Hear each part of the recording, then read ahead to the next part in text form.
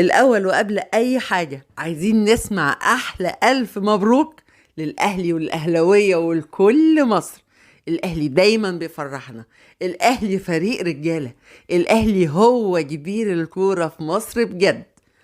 قبل أي حاجة مبروك للأهلي، مبروك لمصر، مبروك للكل.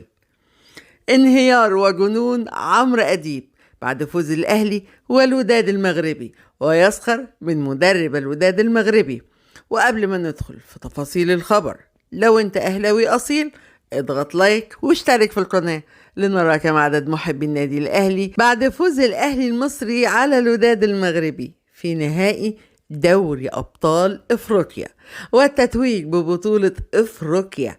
فقد خرج على الخط فورا الإعلامي عمرو أديب وقال: الأهلي عملها يا ناس وفاز ببطولة إفريقيا. خلاص الأهلي زعيم وكبير إفريقيا كلها ومش بيسيب حقه أبدا، وهظن وأخدوا مباراة النهائي عندهم في المغرب.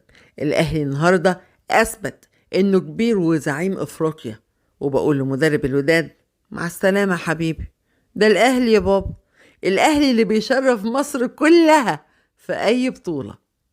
الأهلي اللي أخد البطولة السنة دي في مصر مرة والمغرب مرة. وهو ده كان رد فعل وتعليق عمرو أديب بعد فوز الأهلي على الوداد المغربي والتتويج ببطولة دوري أبطال إفريقيا. ختاما، لا تنسى ذكر الله والصلاة والسلام على رسول الله، ولايك واشتراك منك للقناة دعما منك للقناة، وكمان عشان يوصلك منا كل جديد. كنتم مع خبر في الجون.